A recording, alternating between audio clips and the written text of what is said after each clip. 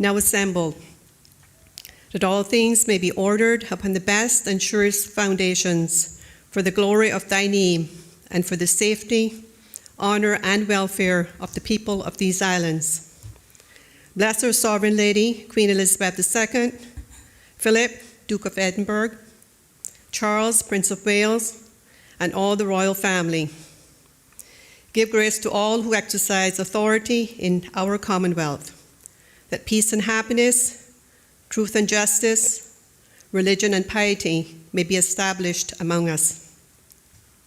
Especially we pray for the governor of our islands, the premier, the Speaker of the Legislative Assembly, the Leader of the Opposition, ministers of the Cabinet, ex officio members, members of the Legislative Assembly, the Chief Justice, and members of the Judiciary, that we may be enabled faithfully to perform the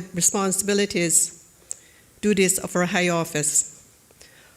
All this we ask for thy great name's sake. Let us say the Lord's Prayer together. Our Father, who art in heaven, hallowed be thy name. Thy kingdom come. Thy will be done on earth as it is in heaven. Give us this day our daily bread, and forgive us our trespasses, as we forgive those who trespass against us. Lead us not into temptation, but deliver us from evil. For thine is the kingdom, the power, and the glory, forever and ever. Amen. The Lord bless us and keep us. The Lord make his face shine upon us and be gracious unto us. The Lord lift up the light of his countenance upon us and give us peace now and always. Amen.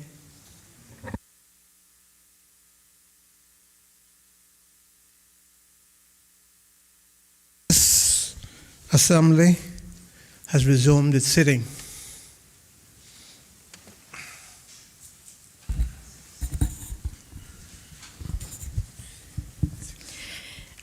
Administration of oaths or affirmations? None. Reading by the Honorable Speaker of Messages and Announcements? None. Presentation of petitions? None. Presentation of papers and of reports. Department of Labor and Pensions, Cayman Islands Government, 2008 to 2009, Annual Report. Assuring a future for the Cayman Islands workforce. Department of Labor and Pensions, Cayman Islands Government, 2009-2010, Annual Report, Assuring a Future for the Cayman Islands Workforce. Department of Labor and Pensions, Cayman Islands Government, 2010-2011, Annual Report, Assuring a Future for the Cayman Islands Workforce. Department of Labor and Pensions, Cayman Islands Government, 2011-2012, Annual Report, Assuring a Future for the Cayman Islands Workforce. Department of Labor and Pensions, Cayman Islands Government, 2012 to 2013, Annual Report, Assuring Dignity for Workers in Their Golden Years. Department of Labor and Pensions, Cayman Islands Government, 2013 to 2014, Annual Report, Assuring Dignity for Workers in Their Golden Years. Department of Labor and Pensions, Cayman Islands Government, 2014 to 2015, Annual Report, Assuring a Future for the Cayman Islands Workforce. Department of Labor and Pensions, Cayman Islands Government, 2015 to 2016, Annual Report, Assuring a Future for the Cayman Islands Workforce, to be laid on the table by the Honourable Minister of Employment, Border Control, Community Affairs, International Trade, Investment, Aviation, and Maritime Affairs. The Honourable, the Premier. Thank you, Mr. Speaker, and forgive my voice. It's slipped further since yesterday.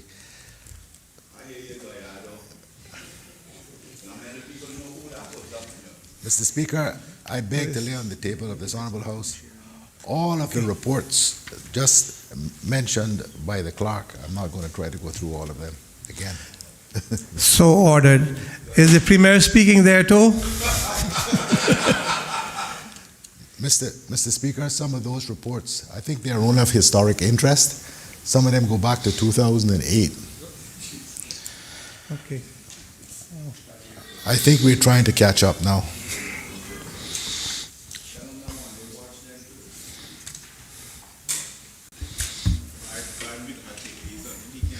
Oh, no. Oh, no. Cayman Port Comprehensive Annual Financial Report for the year ended December 31st, 2017. Cayman Port Comprehensive Annual Financial Report for the year ended December 31st, 2018, to be laid on the table by the Honorable Minister of District Administration, Tourism and Transport. The Honorable the Deputy Premier, the Minister. Thank you, Mr. Speaker. Mr. Speaker, I beg to lay on the table of this Honorable House Cayman Port Comprehensive Annual Financial Report for the years ending December 31st, 2017 and December 31st, 2018. So ordered. Is the Deputy Premier speaking there too? Mr. Speaker, just to say that these are both unqualified audit opinions. The Auditor General states that the financial statements present fairly in all material respects the financial position of the Port Authority of the Cayman Islands as of December 2018 and its financial performance and cash flows. Invite all honorable members to have a read at their convenience. Thank you.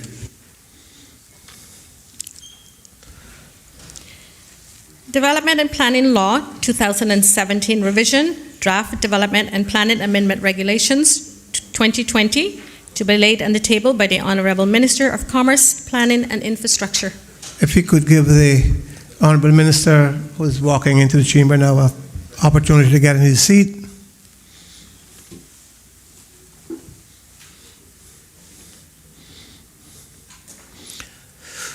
The Honorable Minister of Commerce.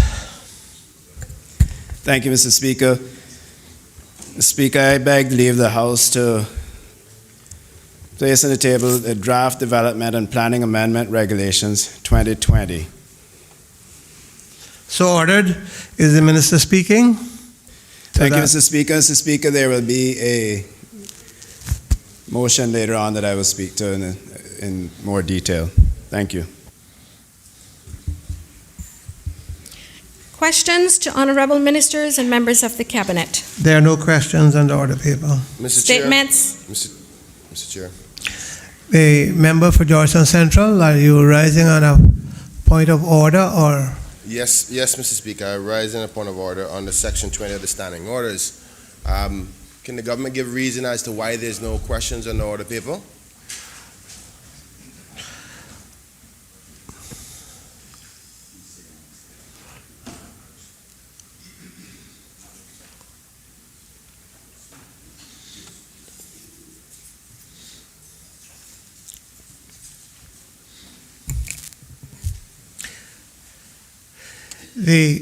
I was waiting because the Premier and the Deputy was talking, but there's a question why there are no questions on the order paper.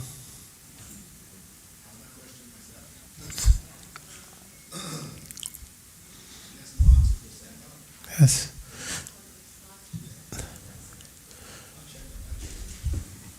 Mr. Chair, we're about to debate a very serious bill today, the independence of this honorable House. And if we can't get something as simple as getting questions ready for this Parliament, I'm not sure we're ready to debate that. I sent my questions in close to a month ago. A month. Anybody in this House can know that I was the first one to send the questions in. So it's not a question about time. These questions I ask on behalf of the good people of the Cayman Islands, and they want the answers. And the government just can't not just say, "Oh, we don't have the answers." It's not about. I don't even know what to say. Okay, Honourable Minister, I don't know what to say either. But obviously, questions are not ready, or they would have been on the order paper. Yes, and well, questions, yes, answers to the questions, not really. But we will have time, and hopefully they will be able to be put on order paper before the end of the meeting.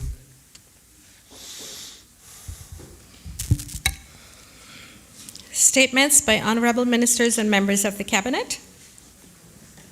None. Personal explanations. None. Obituary and other ceremonial speeches. None. Raising of matters of privileges. None. Government business, bills, second readings. The Legislative Assembly Management Bill 2020.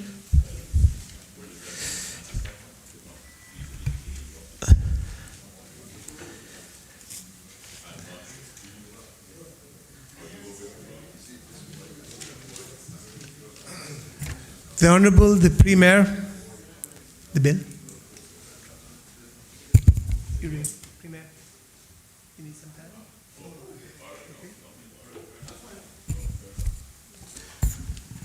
Thank you, Mr. Speaker. Mr. Speaker, I apologize again for my voice or the lack of one. I have to say, this is this is one of those extraordinary things. I feel perfectly fine.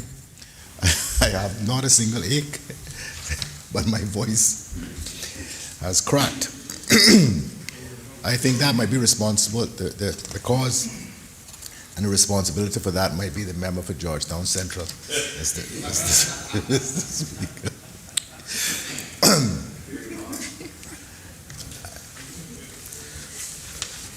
Mr. Speaker, I move the Legislative Assembly Management Bill 2020.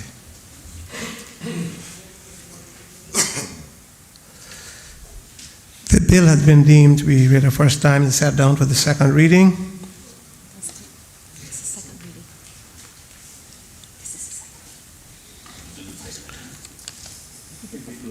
Did the first readings already on Monday? No? We not reach them? No, we did the first reading. No, haven't? We didn't do Okay. first reading. We haven't done it first.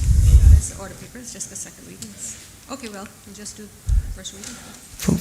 For intents and purposes, I intend that to me is the first reading. Second reading would be when the member gets up now and move forward.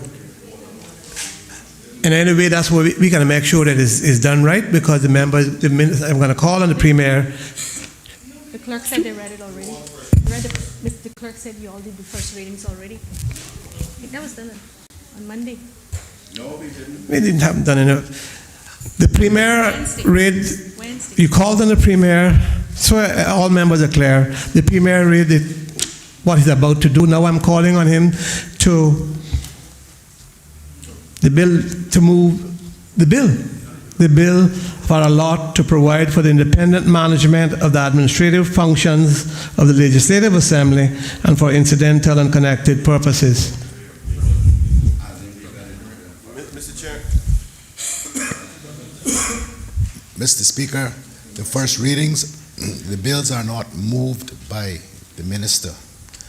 The clerk reads them and says, the bill is deemed to have been read for a first time and is set down for a second reading. The clerk is saying, I can see her through the door, that was done on Monday. Wednesday. Wednesday.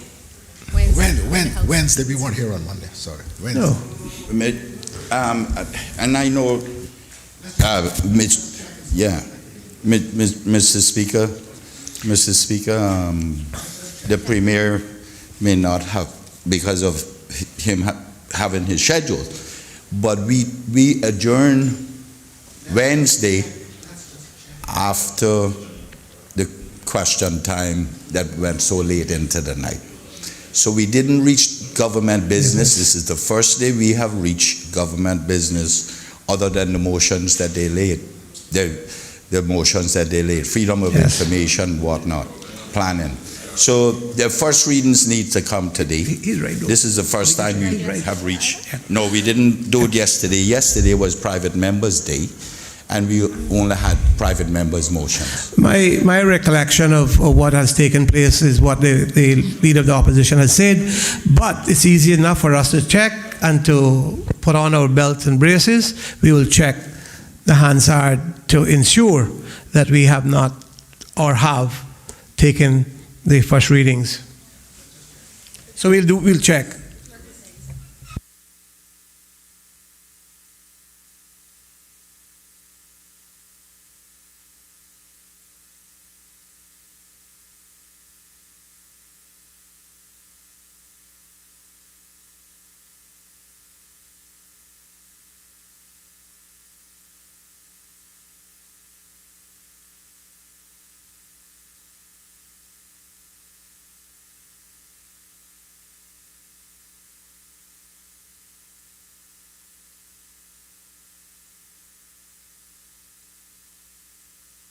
So we're doing first readings. Government business bills, first readings, the Legislative Assembly Management Bill 2020. It has been read the first time and is set down for the second reading. The Defense Bill 2020. The bill has been read the first time and is set down for the second reading. The Registered Land Amendment Bill 2020. The bill has been read the first time and is set down for the second reading. The Prescription Amendment Bill 2020. The bill has been read the first time and is set down for the second reading. The Development and Planning Amendment Bill 2020. The bill has been read the first time and is set down for the second reading. The Securities Investment Business Amendment Number 2 Bill 2020. The bill has been read the first time, set down now for the second reading. The Limited Liability Partnership Amendment Number 2 Bill 2020.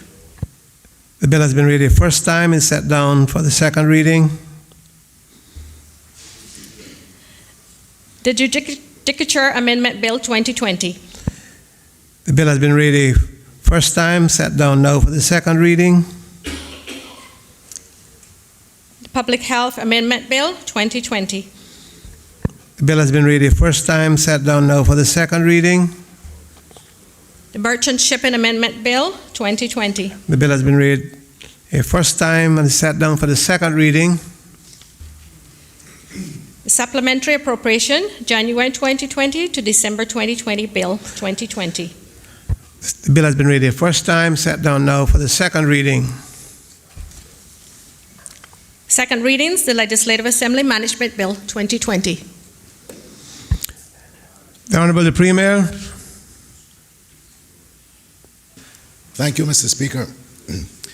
Now that we have got that correct, I beg to move the second reading of a bill shortly entitled the Legislative Assembly Management Bill 2020.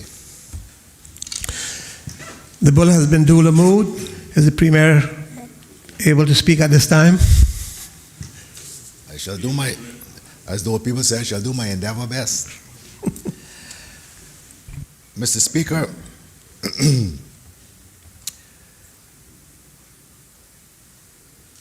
the Legislative Assembly Management Bill 2020 is a bill for a law to provide for the independent management of the administrative functions of the Legislative Assembly and for incidental and connected purposes. Mr. Speaker, dare I say that this is one of the most important bills the House has dealt with respect to our ongoing political maturity, development, and the development of democracy in these islands. Mr. Speaker, it was on the 15th of October 2015 that I moved a motion on the floor of this House that required that, quote, responsibility for the administration of the Legislative Assembly be assigned to the Honorable Speaker and managed by the Clerk of the Legislative Assembly, and that the necessary measures to effect this transfer of responsibility be completed by 30th of June 2016 by the parties concerned. Perhaps needless to say, Mr. Speaker, yesterday was 5 years since that motion was moved, and we have missed the deadline of 30th of June 2016 by almost 4.5 years. But, Mr. Speaker, I am certainly glad to finally be here today to present this bill in the hope that it will now become law. Mr. Speaker, there is a lesson in this for the newer members of this House. If you want to see things get through, you need to stick around for a term or two. Things move slowly, often in this process, and you have to not only have the political will of those who have the numbers, but you also have to go through the administrative issues and the bureaucracy and the drafting of the legislation to get a law here, especially a law of the significance of this one. Come on through it. But sir, even that motion was not the first iteration of the idea to make this Honorable Assembly independent of the civil service. A similar motion was moved by the then Chief Secretary, George McCarthy, during the first Progressives administration in 2006, and obviously at the behest of the government. And indeed, Mr. Speaker, this has been a topic of discussion and perhaps controversy going back more than 50 years. Oh, yeah. Mr. Speaker, the first documented incident involving conflict between the legislative and the executive is the famous tussle between then Commissioner Andrew Gerard and national hero, now national hero, Mr. Ormond Panton, in 1954.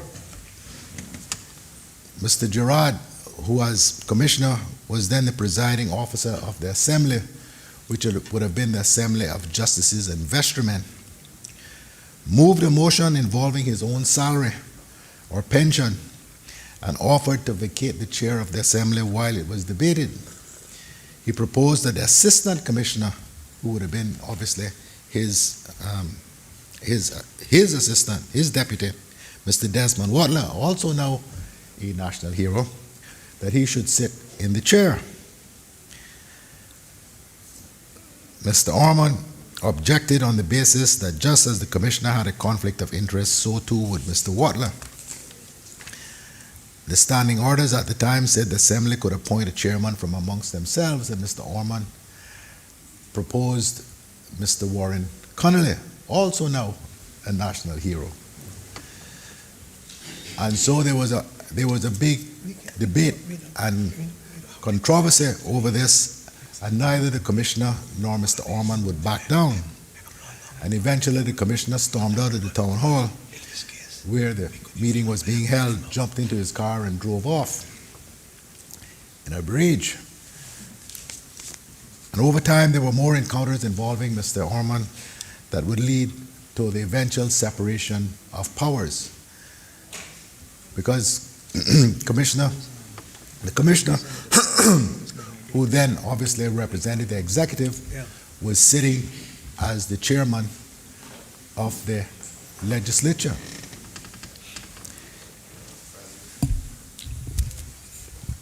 Mr. Panton, Mr. Ormond, and his father operated a shop and had a truck that they used for deliveries. Back then, you could license a truck quarterly, half yearly, or yearly, but I believe we can do that now again. Mr. Panton had licensed his for half a year and had forgotten to get it renewed.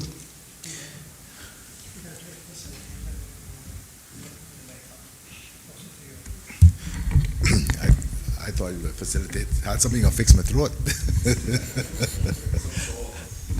No, Mr. Premier, I can't fix your voice. We're trying to fix your mouth, though. I did that, and I ate six Ricolas, half a dozen Buckleys. This is still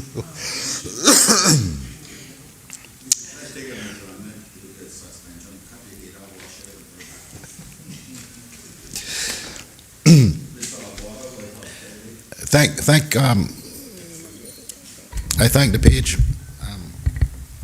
Mr. Speaker, but if you're going to hire now, that's fine.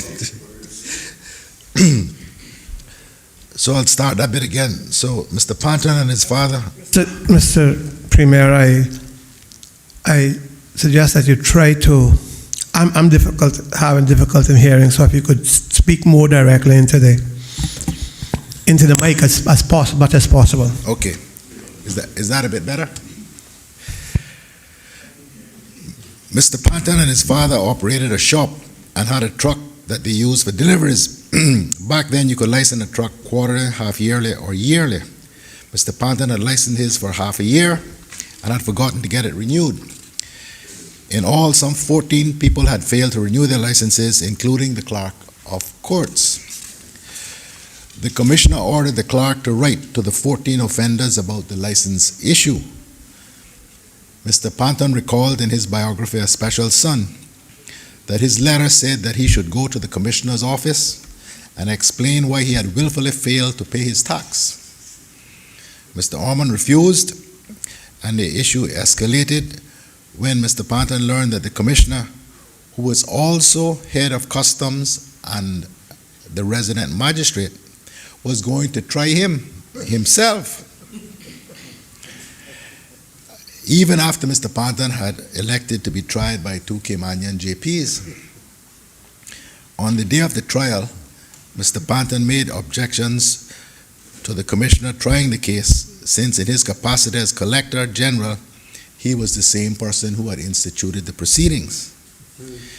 He found Mr. Panton guilty and ordered him to pay £8. And Mr. Panton immediately announced his plans to appeal.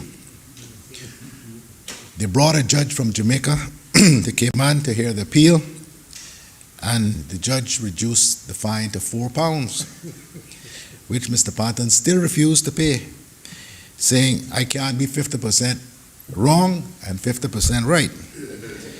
If I accept this, I am accepting some wrong, and I am not wrong. First of all, he had no business writing me that I had willfully neglected to pay my taxes. And secondly, it was wrong for him to sit on the bench and try me when he had introduced the proceedings. Mr. Panton tried to appeal the matter to the appeal court in Jamaica, but government told him that cases tried in what were then called the Petty Sessions Court. I guess these days we would call it the Summary Court. Could be appealed only to the Grand Court and no further. His conviction would have to stand. To make a long story short, Mr. Panton wrote to the Lord Chief Justice in England, a law backing up Mr. Panton's right to appeal to the Jamaica court was unearthed in no other place than the British Museum. He won the appeal, and his conviction was quashed. In another instance, Mr. Panton spoke out against a decision made by Judge E.M. Robinson, who was president of the Cayman Sports Club, to suspend from the club 3 young men who had been charged with the theft of liquor. Mr. Panton is quoted as saying in his biography, I went to him and told him I didn't think that was the right thing to do because he was prejudging the case. There hadn't been any investigation, and he should withdraw the letter. He told me he would think about it, but he did nothing. A few days later, after Mr. Panton had closed his shop for the day, he wrote out 3 copies of the following message. I, Orman Lauder Panton, like to think of Mr. A, B, C, D, E, F, G, H, I, J, K, L, M, N, O, P, Q, R, S, T, U, V, W, X, Y, Z, Robinson, in terms of the old proverb I once read, when monkeys are prone to the antic passes, the higher they climb, the more they expose their posteriors. He went out into the night. He went out into the night and put 1 copy on Judge Robinson's door, the other on the notice board in front of the courthouse, and the 3rd in his shop window. About 1 o'clock the next day, 2 armed police officers went to Mr. Panton's Cardinal Avenue store to arrest him. Judge Robinson vowed to try him on the spot on the 3 charges he faced. The uttering of words to a police officer which tended to deter him from his duty, the unlawful publication of words which tended to be a breach of peace, and for the publication of words which tended to scandalize the government by abusing the magistrate. Mr. Panton protested Judge Robinson's judging a case with which the judge was involved, to which Judge Robinson yelled, "Shut up!" Mr. Panton requested a 2-week postponement, but received only 1 week. Eventually, Judge Robinson's temper subsided. Another magistrate heard the case, and the charges were dismissed. Mr. Panton would later recall, "With that, I filed against Robinson on the grounds that he was out of order to try me and that the charges were made without reasonable cause." Mr. Speaker, I've gone into that bit of detail to the obvious amusement of all members of the House to describe the untenable situation of having a commissioner act as collector, judge, and jury. In other words, to point out the necessary separation of powers in government, an issue previous successive governments have attempted to address in this House. Governments, I add, of which I was a part. So for many years, we have paid lip service to the autonomy of the Legislative Assembly. Today, it is my hope and fervent prayer that the passage of this bill will be assured, and so will end the lip service and put into motion the removal of the Legislative Assembly, the administrative functions of the Legislative Assembly, from the authority of the civil service.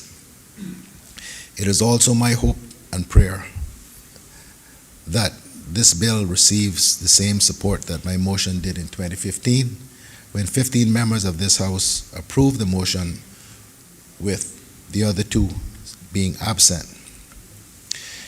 Mr. Speaker, when I moved the motion in 2015 for Legislative Assembly autonomy, I had only 19 months remaining in that administration as Premier.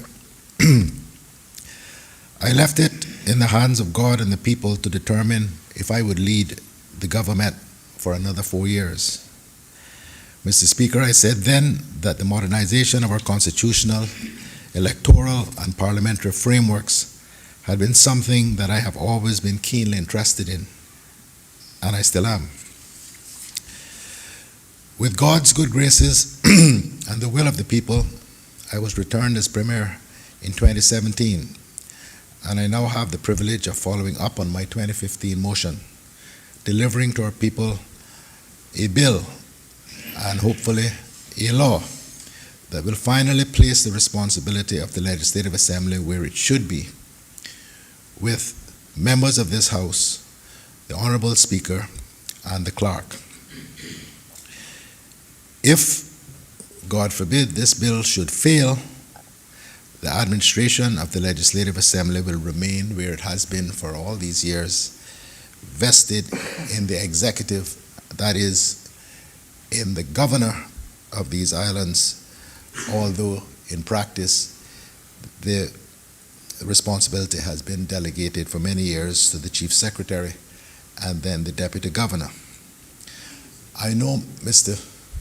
Speaker, that the former Chief Secretary, George McCarthy, and the current Deputy Governor both wholeheartedly supported and support this bill.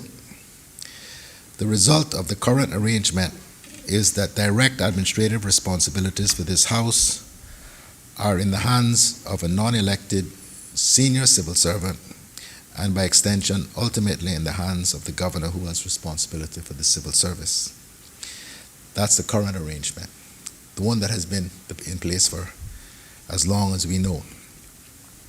Mr. Speaker, as you know better than anybody else here, until 1989, as does the member for Northside, the old folk here, until 1989, this very House did not have a speaker at all. Indeed, the administrator and then the governor sat as the presiding officer in the House. As a country, we have matured and progressed past that time, vastly improving our democracy. The approval of this bill by the House today, I hope, will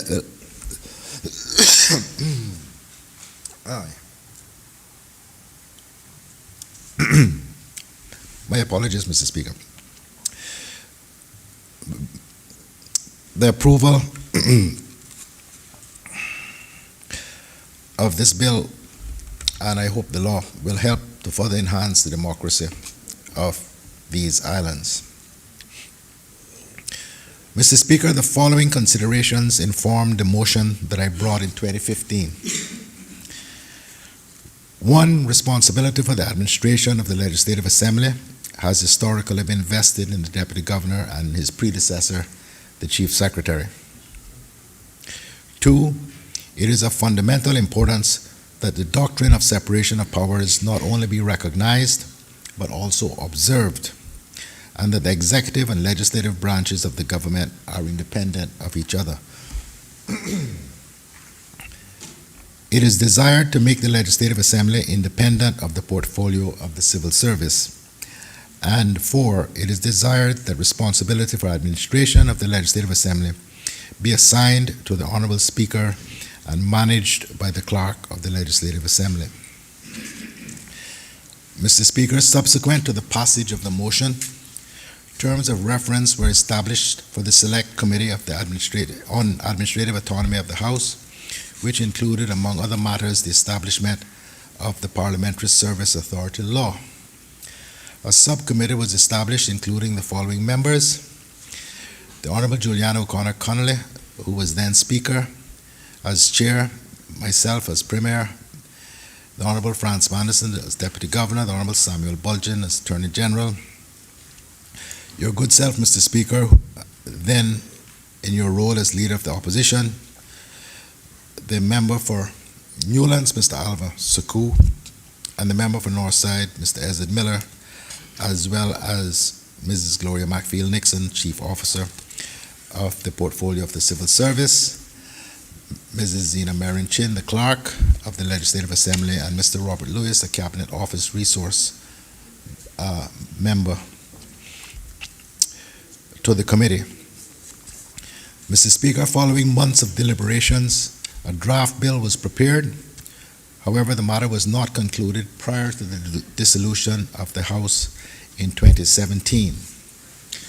In 2018, work resumed by the technical advisors of the subcommittee with continued reference to the 2017 key documents, namely the draft bill and the research undertaken by the Cabinet Office as to how other jurisdictions approach such matters. Following extensive research, focus narrowed on 5 jurisdictions: Barbados, Canada, Trinidad and Tobago, Malta, and the UK, due to the extensive information available on their form and function and their similarity to the Cayman Islands, of their legislative structure. After much consultation and work to progress this matter, we now have the Legislative Assembly Management Bill 2020, which allows for the establishment of a management commission to carry out the independent management of the administrative functions of the Legislative Assembly.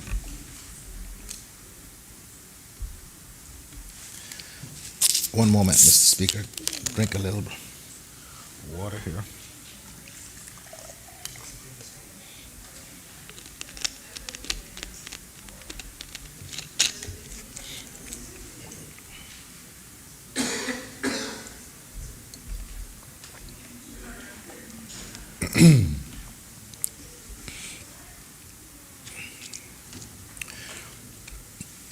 Mr. Speaker, the bill makes provision for the autonomy of the Commission by creating a unique entity whose defining characteristics are more similar to an independent office, such as the Office of the Ombudsman, which is similarly overseen by a parliamentary committee and whose budget is ultimately subject to the approval of the Cabinet and the Legislative Assembly. Mr. Speaker, the Commission will not be classed as a statutory authority, as neither the Public Authorities Law nor the Labor Law will apply. Similarly, the Commission will not be categorized as a government-owned company, as the Commission will be established in law rather than being incorporated. The functions of the Commission will be to carry out budgetary, financial, and operational matters, establish the executive, management, and administrative structure of the Commission, prepare regular budgets and reports, provide staff to enable the Legislative Assembly and its committees to operate efficiently, provide advice on parliamentary procedures, provide accurate reports of proceedings and meetings, provide library and research facilities, provide security services within the Legislative Assembly precincts, sell laws and earn revenue, and maintain the Legislative Assembly building. The Management Commission will establish a council comprising the following: the Speaker, who will serve as the chairperson, the Premier, the Leader of the Opposition, 3 members of the Legislative Assembly appointed in writing by the Speaker, acting in accordance with the advice of the Premier, 1 member of the Legislative Assembly appointed in writing by the Speaker, acting in accordance with the advice of the Leader of the Opposition, and the Clerk of the Legislative Assembly, who will serve as the Council Secretary and will be an ex officio non-voting member. Mr. Speaker, the research conducted highlighted that the Commission or Board membership size varied significantly between jurisdictions, ranging from 5 in Malta to a high of 12 in Barbados. There was no correlation between the population of the jurisdiction and the number of members. For instance, Malta, a small jurisdiction, has 5 members, and the United Kingdom, a much larger jurisdiction, has 6. Informed by the comparison between the jurisdictions, the Select Committee on Administrative Autonomy of the Legislative Assembly decided on a commission with relatively small membership. Hence, the size of the commission being proposed for the Cayman Islands is fairly small and falls within the range of those countries we have benchmarked against. I would now like to discuss the organizational structure of the Commission, including changes in title, functions, and responsibilities. The Clerk of the Legislative Assembly, who will obviously still remain Clerk of Parliament, will become the Chief Officer of the Commission and will be an employee of the Commission, be appointed, supervised, and disciplined by the Speaker acting upon the decision of the Council. Have the powers, duties, and functions of other chief officers as set out in the Public Service Management Law, with the exception of where the Public Service Management Law conflicts with the Legislative Assembly Management Law, the Legislative Assembly Immunities, Powers, and Privileges Law, or the Legislative Assembly Standing Orders, in which case those laws will take precedence. Be entrusted with the day-to-day administration of the Commission, including managing, overseeing the budget voted by the Legislative Assembly for the Commission, all monies paid into the Commission, preparing annual financial estimates or expenditure, and submitting budgets to the Minister of Finance. Vacation of an office of a council member. Remember now, the council is made up of members of the Legislative Assembly. Vacation of office by a council member shall occur when the member resigns his or her office as the Speaker, Premier, or the Leader of the Opposition, resigns as a member of the Legislative Assembly or otherwise ceases to be a member of the Legislative Assembly, is disqualified as a member of the Legislative Assembly pursuant to Section 62 of the Constitution, when appointments made by the Premier or Leader of the Opposition are rescinded in favor of another MLA where the MLA breaches conflicts of interest safeguards in Section 9, or where the appointed member resigns. Mr. Speaker, as it relates to employment and remuneration, the Commission may employ staff at such remuneration and terms and conditions, including retirement medical benefits, as it deems fit. Terms and conditions shall be equivalent to those under the Public Service Management Law. Schedules 1 and 2 of the Legislative Assembly Management Bill specify the pay and allowances of the Cabinet, Speaker, and members of the Legislative Assembly. Mr. Speaker, I should say that the provisions in the schedule currently reflect what the status quo is now.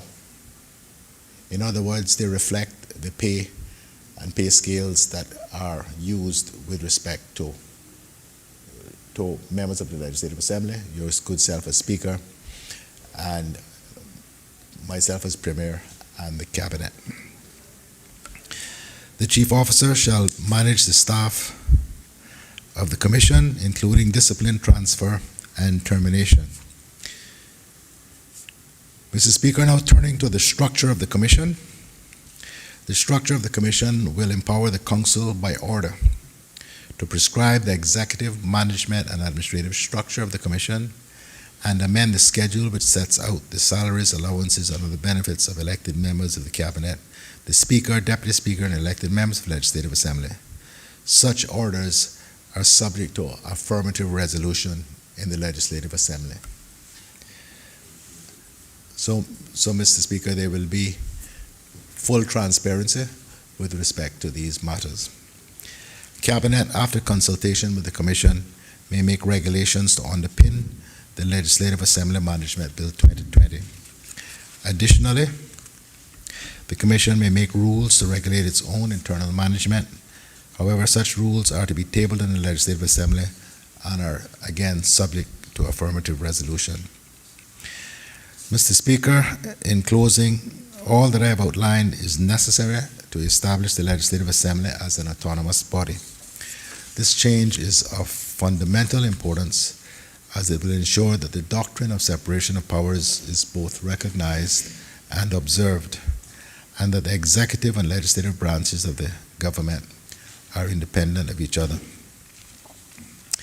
Mr. Speaker, I'd like to thank you and all members of this Honorable House for bearing with me and my less than perfect voice today, for your time and attention to this most important, and I believe, given what we are expecting with respect to the changes to the Constitution in a few weeks, most timely matter.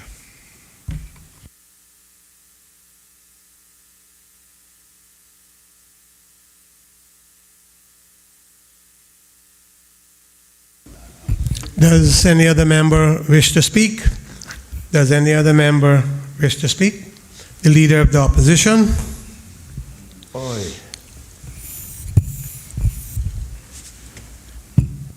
Mr. Speaker, I can't promise you I'm going to be short this time, but I will try. Where's the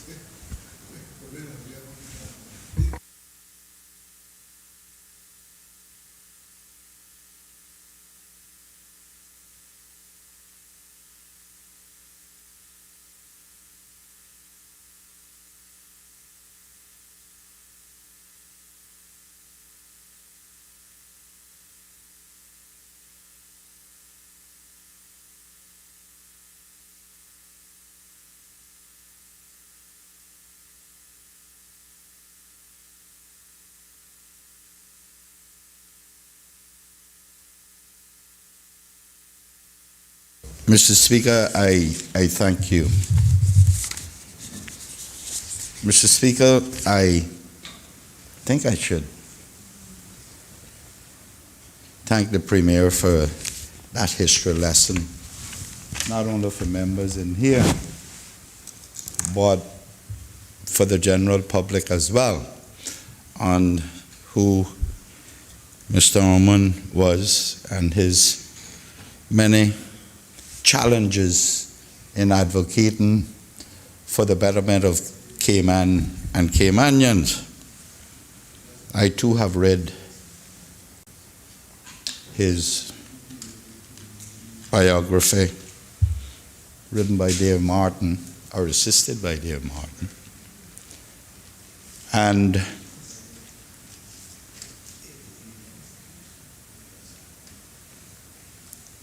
what I said then when I read it and now, the more things change, the more they remain the same. That tells us that 50 years ago, there were people in this country, at least him, fighting the injustices within the structure.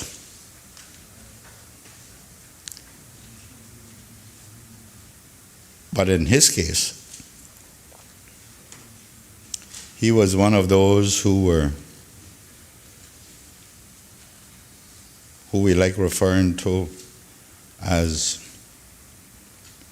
when we sail, wooden ship and steel men, as opposed to steel ships and wooden men nowadays. I cannot say that we will all be given such honor as heroes. But what I do know is that there are still many who will stand, deliver, fight, cajole, hope for an advancement, political maturity in this country. But I can also say that Mr. Orman Patton is one of those people that I speak of often. When I say, you see our glory, you don't know our story.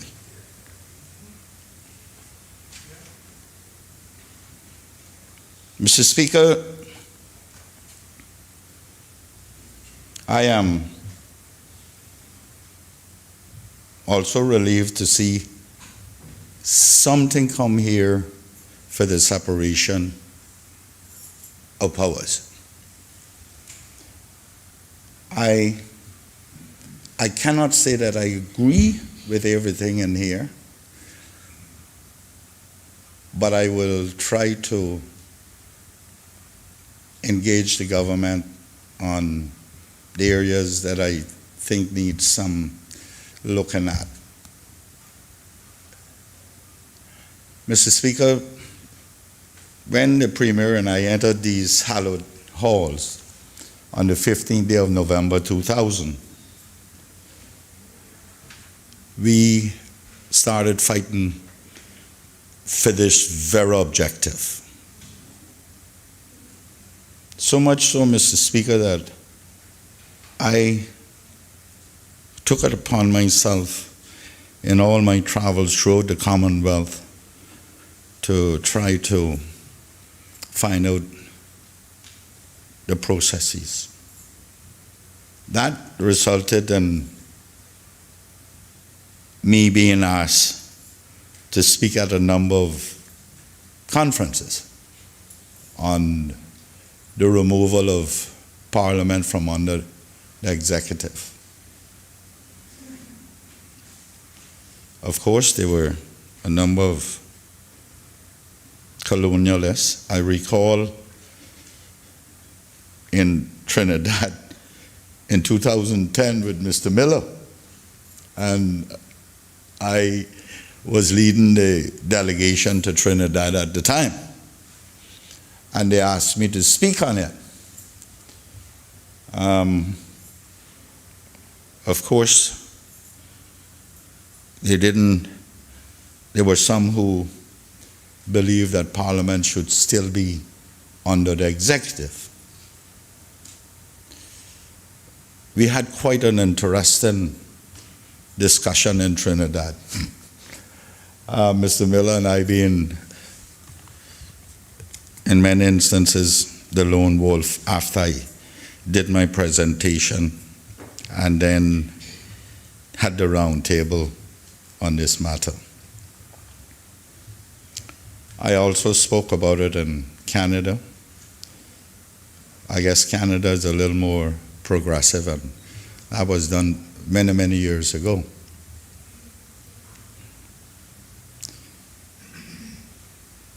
Mr. Speaker, the separation of powers takes many forms over many years. I believe this is one of those steps in what the Premier termed political maturity. Mind you, Mr. Speaker, there are many others, and I am sure that those who will speak of this being brought here today will talk about the implementation of a constitution and all the provisions therein also forms part of that maturity, and the updating of our standing orders and getting the speaker here as well, because I should also talk, whilst talking about that political maturity, which the Premier didn't mention, but Mr. Speaker, when we had administrators and presidents in the form of presiding officers, in the form of administrators and governors, then governors, you were here then too. And I recall the many challenges you had with those administrators and governors. Many may not remember it, but because I followed politics for so long, there were many arguments. And I am sure Mr. Miller will speak of that, because he had his tenure with them as well.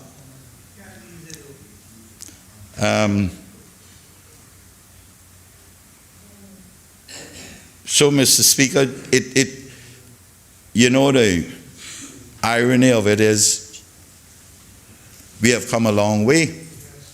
Here we have a senior member of the father of this house now presiding after having so many fights therein with the presiding officers. But we have come a long way, all of us. Yeah, it was you who moved, the speaker who moved the motion, you, the current speaker who moved the motion to remove the governor from here and install Ms. Sybil, the Honorable Sybil McLaughlin, first speaker. And then subsequently, the Honorable Mabry Cook-Colonel, whom I came in under then. So, Mr. Speaker, we have all fought to move that needle along the way in order that we have some degree of autonomy over time. Some may say it was not fast enough, but nothing happens before its time. Now, Mr. Speaker, one of the things that I've spoken of extensively is that you can't have the executive controlling Parliament when Parliament has the autonomy to make laws and govern itself. Erskine May speaks of that.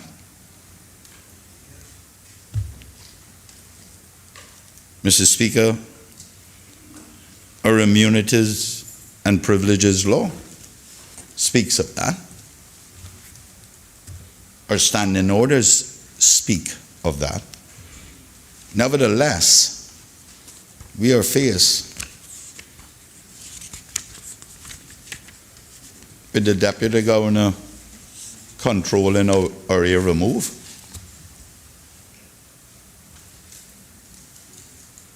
And Mr. Speaker, I've also said that no matter how far we move that needle, there will always be some overlap. There will always be some overlap. For instance, the judiciary, the executive must approve funds based on need and availability of funds to carry out the judicial works. Likewise, it will be for this Parliament too. Because the standing orders does not allow us to change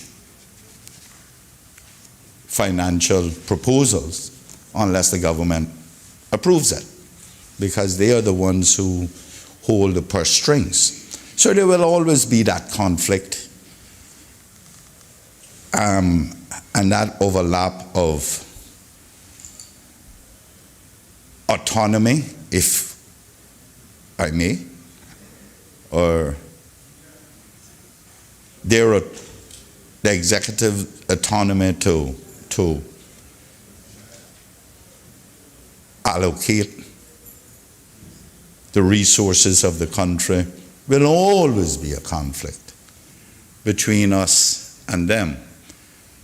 But this moves the needle a little closer to us at least proposing it and having some say in it, as opposed to us sitting here and twiddling our thumbs and having a House committee that has no relevance.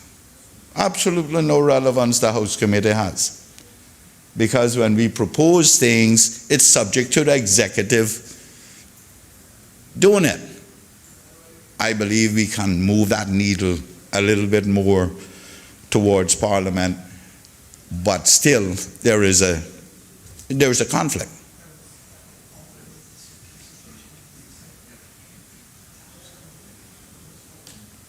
Yeah, the House committee has no power here. I've sat on it for years.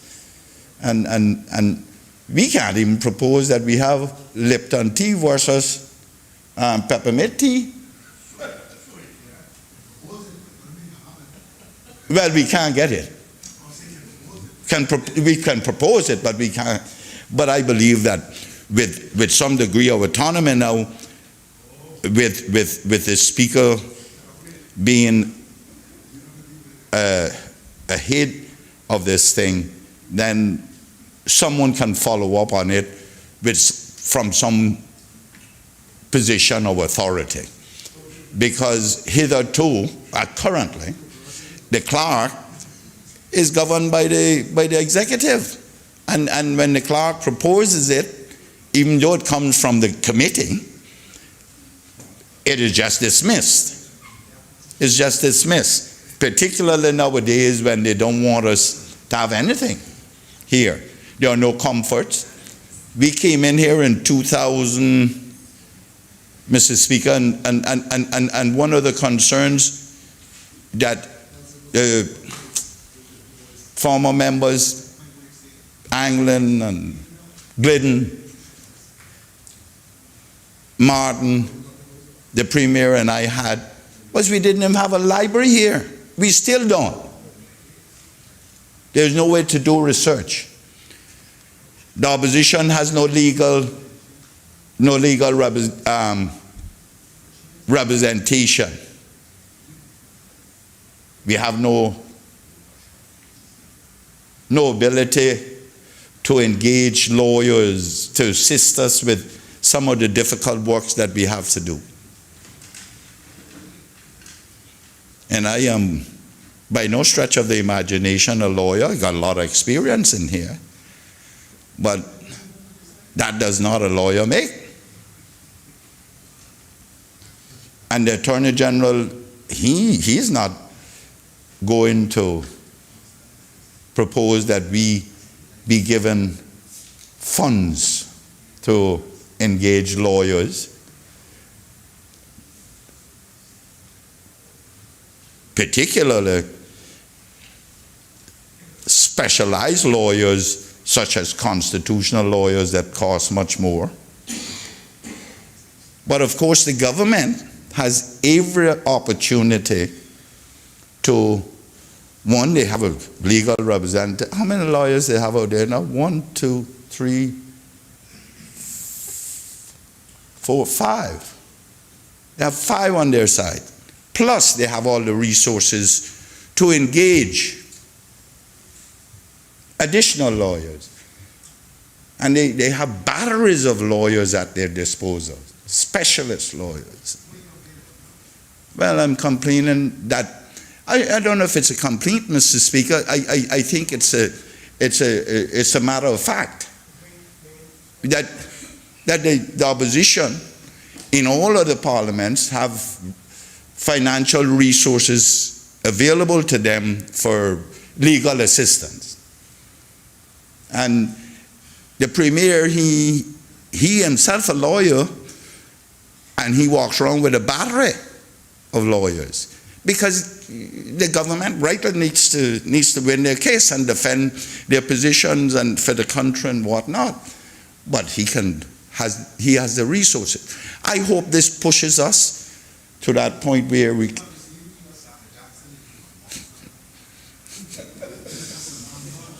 Oh God.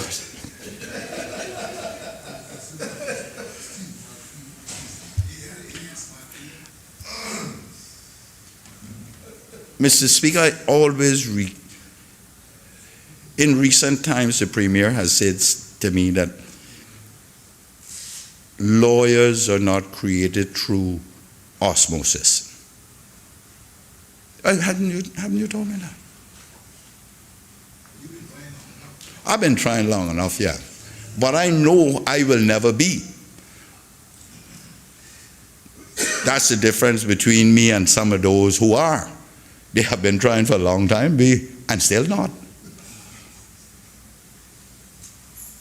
So I cast no aspersions on anyone, nor do I throw any stones, but those who live in glass houses shouldn't throw either.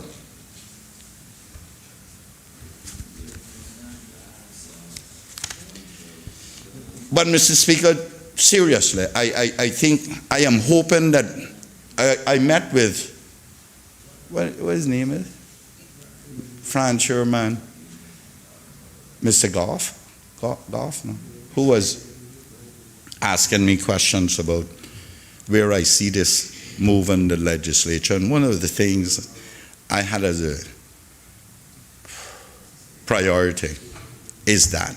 I hope that eventually brings us to that point where, whether it's the opposition now or later, Mr. Speaker, our biggest problem here is that we legislate based on the individual personalities and whatnot. This institution must legislate based on creating institutions forever and ever.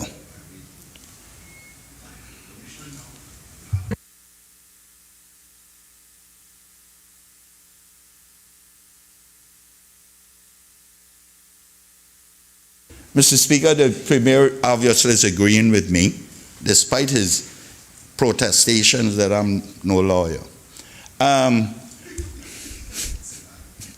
Mr. Speaker, we need to develop institutions within institutions. And that takes me nicely into this bill. Of all the research I've done, Mr. Speaker, there has been no instance where I see a commission created to indemnify the members. I've never seen that. Because, and we are doing that. That's one of the concerns I have with this bill. there is no need to indemnify the members of parliament. Absolutely no need. We are indemnified in the immunities and powers and privileges law.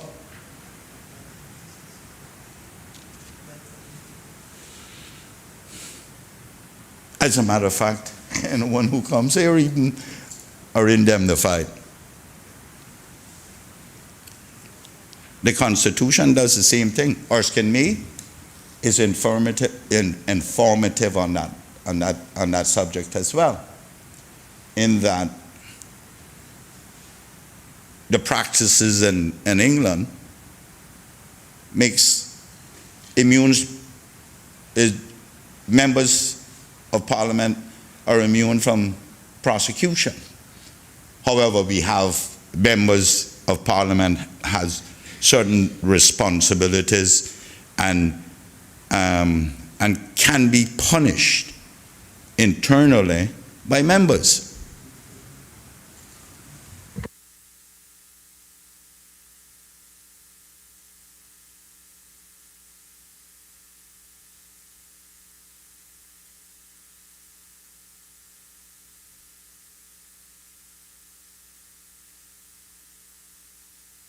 We indemnifying members who has immunity. I don't understand that.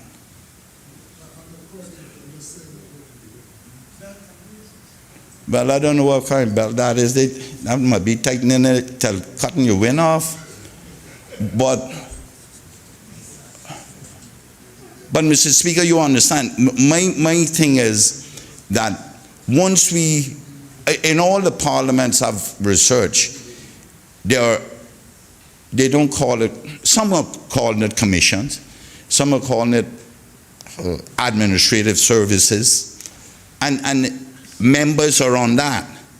And that's where the responsibilities lie for the administration then of parliament. There is no thing higher than that. There is no canopy over that commission or where the members sit. And I see no need for that. If we're going to, it's either there is no need for the commission, or alternatively there's no need for the council. It's one of the two that we need to remove. Or we can do it another way and put all the members a commission, but then we would have to rewrite the whole thing to then put rules in place as to how the commission would do it, whether it's on the floor of the Legislative Assembly or meetings. I believe we may have been, one of those is an overkill.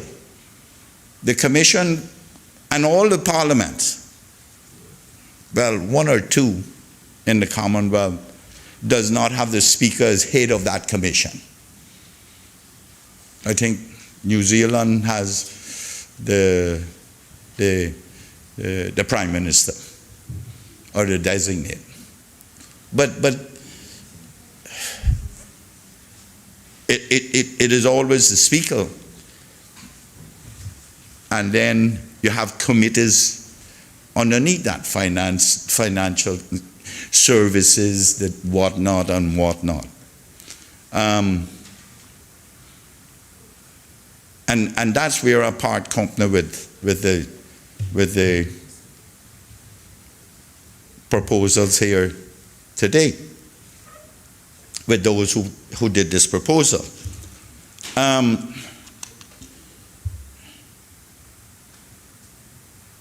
I should note, Mr. Speaker, that the reason I'm up here making all this intervention is because when this was distributed to me years ago, a year and a half ago,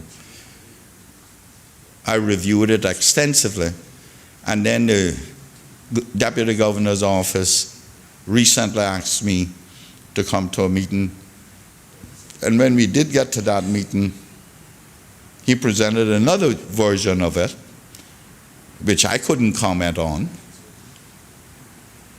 So they did the presentation, which was basically what I'm talking about here. And that was their position on this proposal. So I said I would respond to them. A couple weeks later, I called the deputy governor and said that I had started this response and my position on the bill and would get it to him by the following weekend. But he took it to cabinet before I could get it to him. So I'm lost. I can only get up here and debate. And that's the fact. I had a few pages of proposals, but I guess they weren't needed. Or no one wanted to hear from me.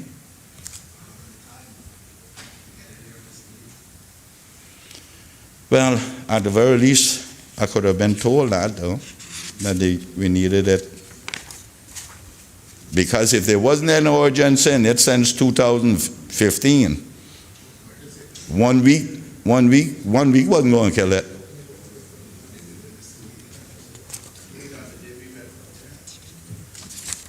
Anyway, be that as it may. Mr. Speaker,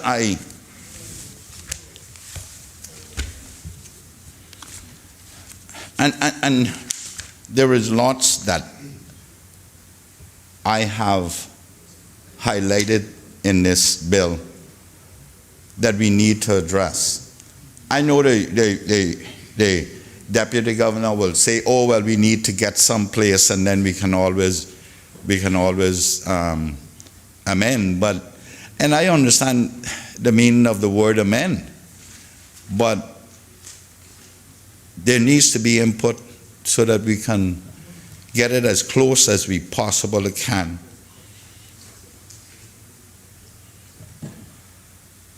So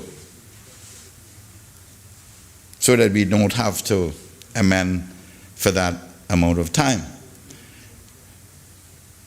You see, it is quite convoluted for me, some of the things in here with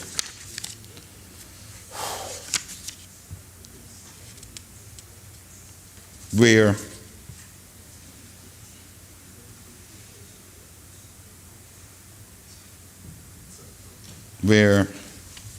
the council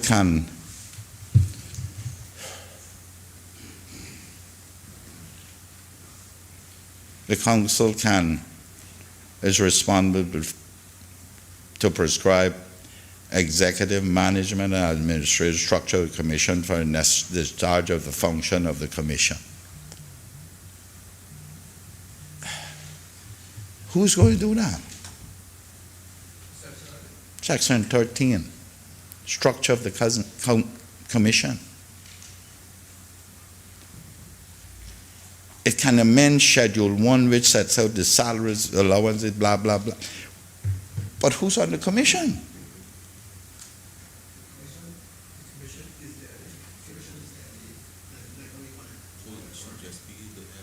Well, it should be.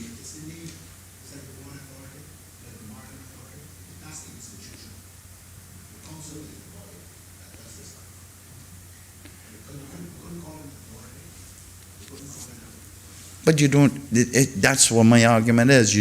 There's no need to. We have the legislature, the legislative body, and then you set up a committee underneath.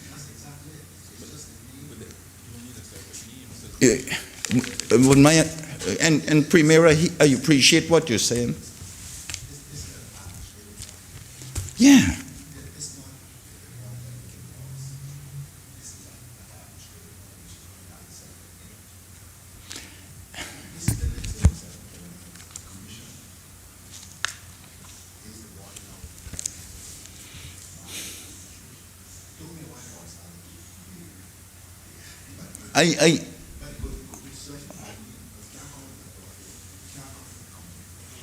But we could call it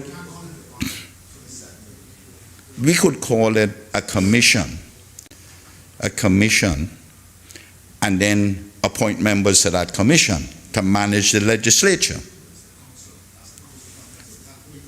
That's what I'm saying. One of them needs is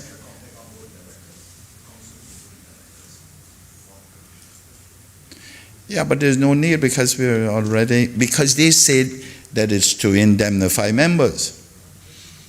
And yeah, that's one of the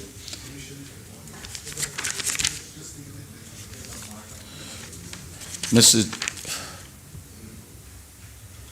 Speaker, the commission cannot be sued or be sued in its own right, and any suit related to any act or omission or alleged act or alleged omission of the commission shall be brought against the Crown in right of its government of the islands. But the legislature is already there. I understand, but that can be done by removing that and do it to the council and make the council that, because the legislature has already got that. Okay, I'm not a lawyer nor a corporate lawyer for structures and all that, but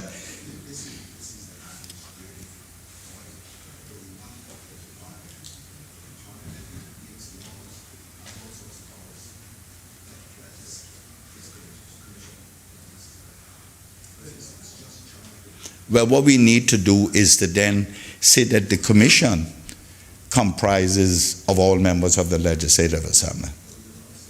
You don't want to say that? Okay. Well, somebody needs to explain that off.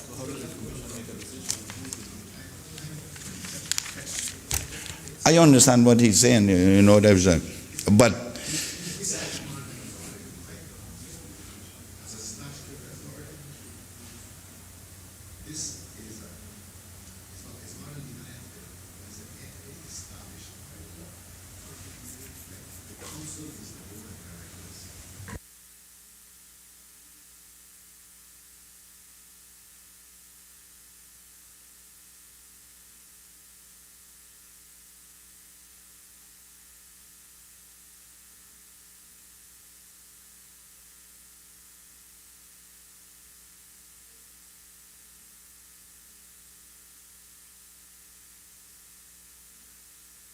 I hear where you're coming from.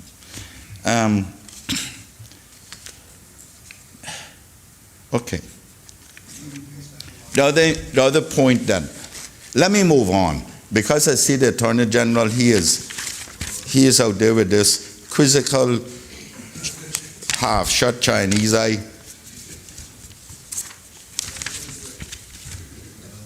Mr. Speaker, under the council, and I don't know which one of the draft people did this, but I hope they're here and listening.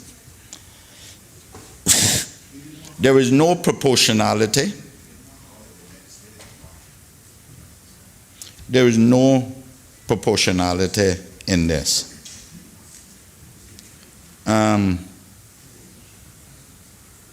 You can't have the premier and 3 other members. That's from one side of the aisle, and then only two from over here. And then you have the quorum being 3 members. Pardon me? Yeah.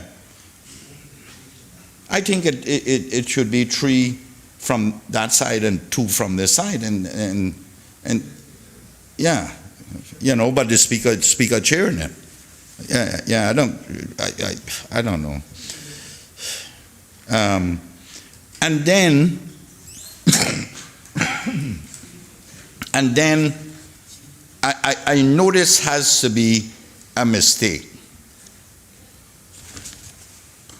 Under the vacation of office by member, we are saying a member of the council, 7.2, a member of the council who holds office under section 5.2D and E, that's those appointed by the leader of the opposition and premier, ceases to be a member of the council if one of the following events occur.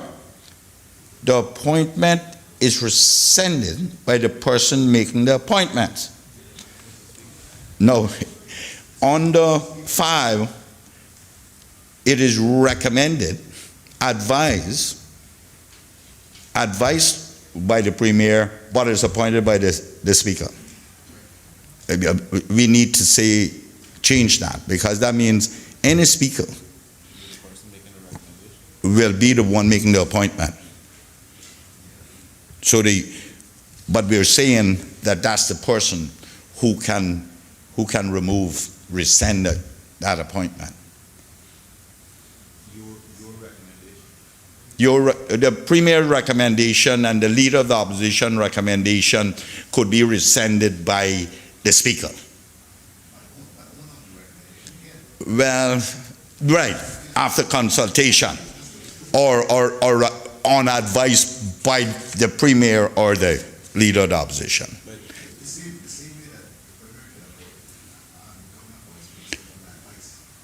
But he can't revoke it. Right. If the premier then goes to the, right, it should be the same way. And it should be on advice.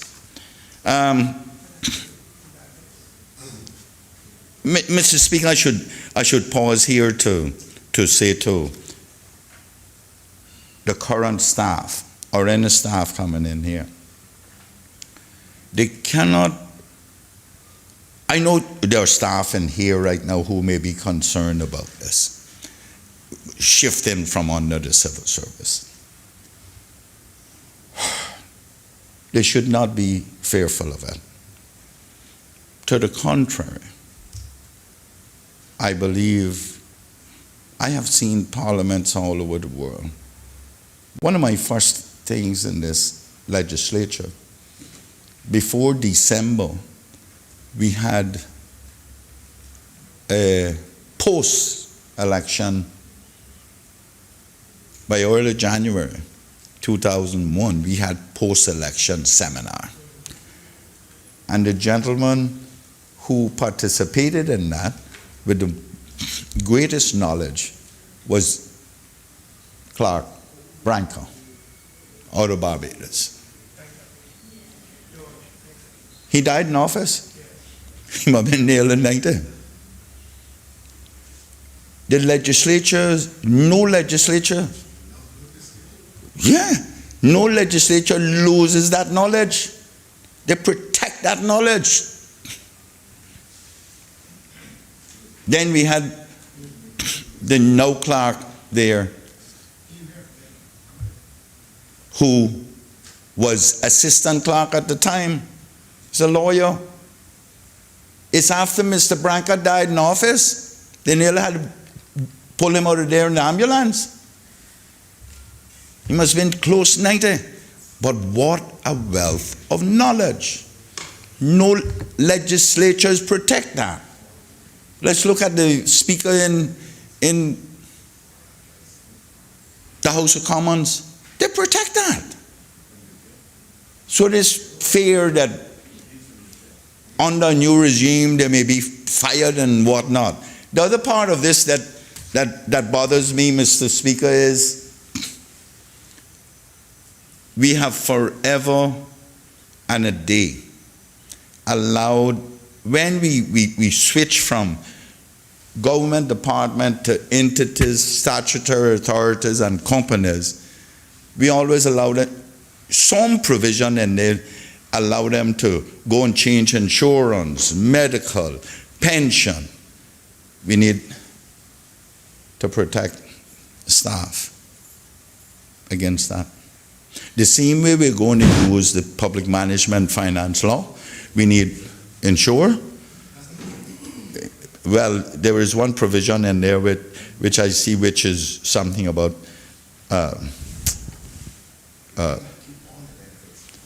yeah, but it must be in perpetuity.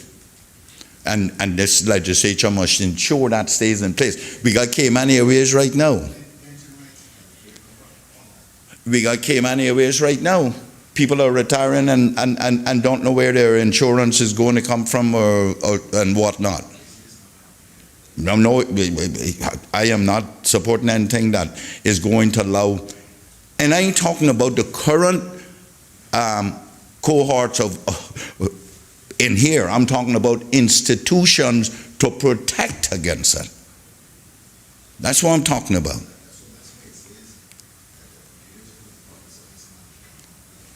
Right, but anyway, some of these other guys are going to deal with that. Mr. Speaker, there are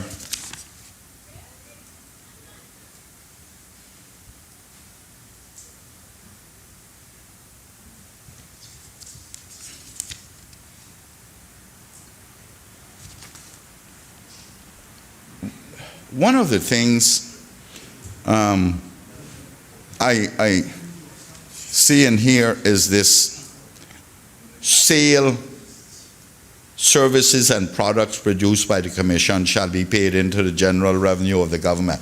Now, I don't know what that is. I don't know if you're going into making little ornaments or something and go out in the street to sell them, but I think I done it that way, man. But Mr. Speaker, the AG reminded me of what that meant, but I know exactly what it means. The sale of laws. Well, that's contrary to what this House approved, which is that all our laws must be made available for free. So we not get no revenue, or we can take that out, because none of revenue to be made here unless we sell tours, and we can't do that.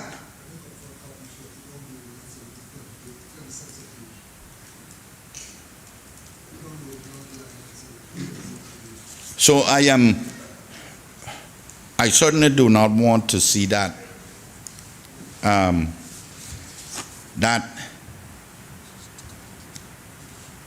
in there.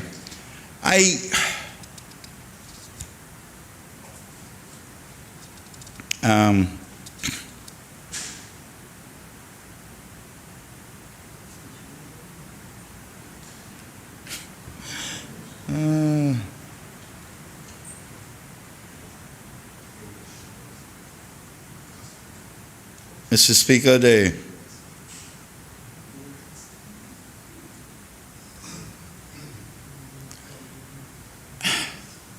I don't know if these regulations by Cabinet,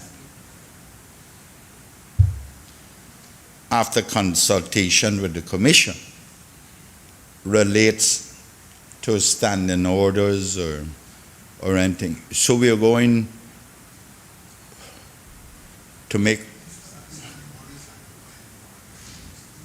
but I'm talking about, this was a catch-all. I thought it was a catch-all. So you're saying, because that is what I have written here, why allow Cabinet to make regulations to govern the Legislative Assembly when you see you got a commission?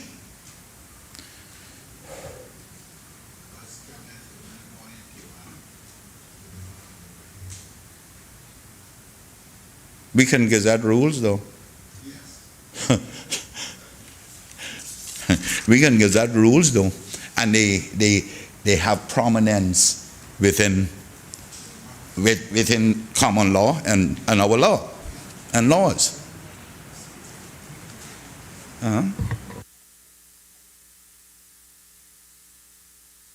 But the rules, we can make our own rules and we can gazette them, but why we go on that cabinet and make regulations?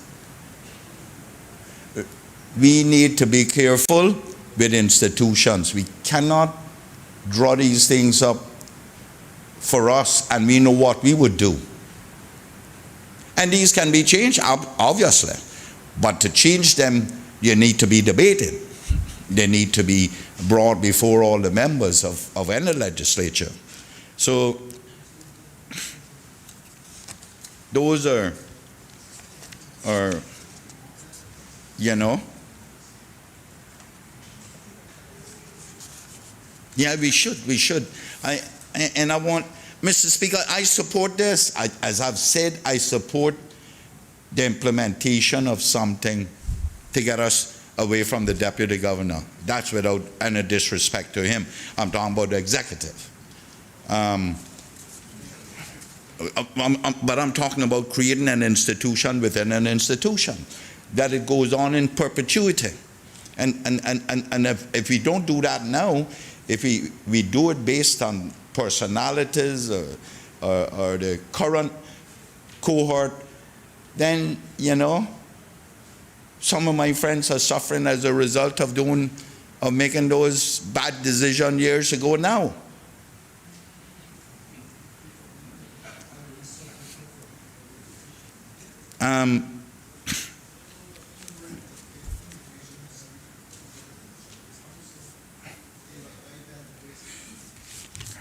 I know they're subject to the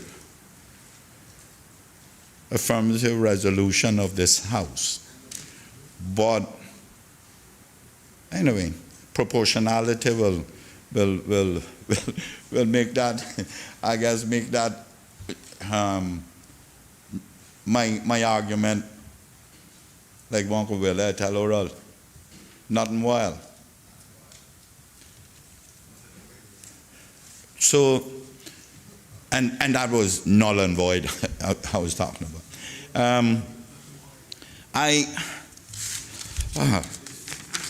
Mr. Speaker, I think that I want the Attorney General to explain to me why this immunity is being proposed. I still haven't gotten it with the commission. Commission is 4, I think.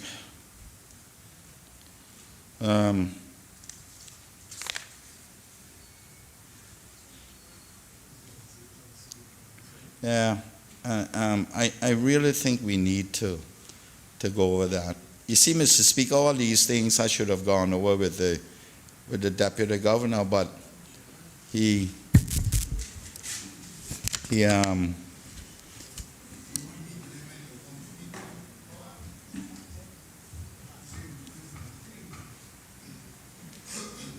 so many times you meet with me when I want to meet with you.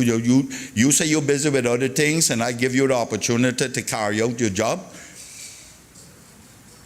The government work more important than mine. Is deadline mine deadline too? In many instances, death. In many instances, death.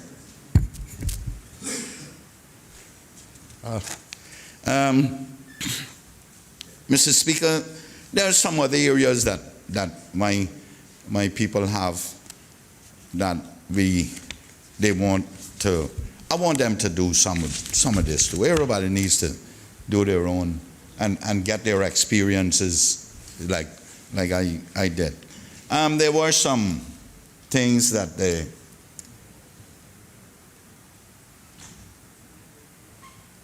the deputy governor had a meeting with me yesterday. I cannot and I will not take away from people to do their own thing. I'm not going to do that. That's everybody's right. I expect that people respect my rights when I do my own proposals or whatever. But some of them I can't justify. And I'm not going to do that. Especially the financial ones, I ain't doing that. I ain't doing that. But I'm not doing that. I can't justify it. I'm not prepared to do it.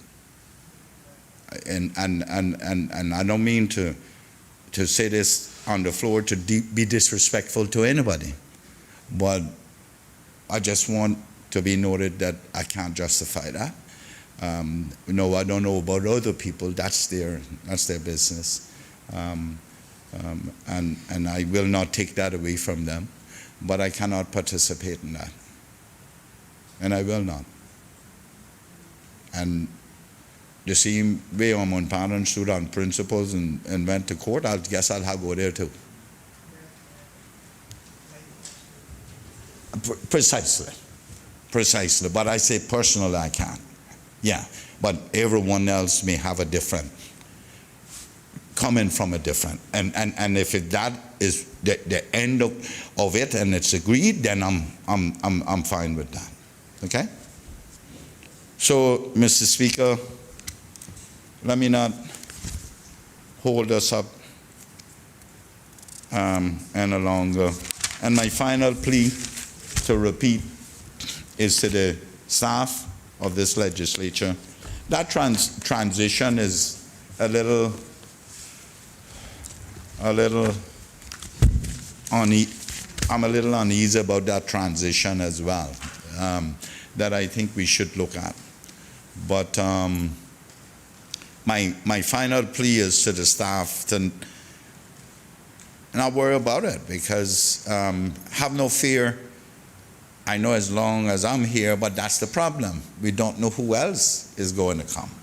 That's why the institution should really do the speaker's thing, belts and braces, to ensure those who come after us, because inevitably that's going to happen, that they cannot manipulate it as far as humanly possible, because the most vulnerable ones here are staff. That's where the vulnerability comes in to this institution. And if we are transferring them under it, we need to protect them. We need to make sure they have belts and braces around them. Because no matter who comes later on, those are the ones who will manipulate the system and use it to their advantage to terminate or harass staff unnecessarily so. Those are the ones who are going to do it. They know what they're used to. They don't know what will come. We have to be very careful how we do this, Mr. Speaker. We have to be very careful, sir.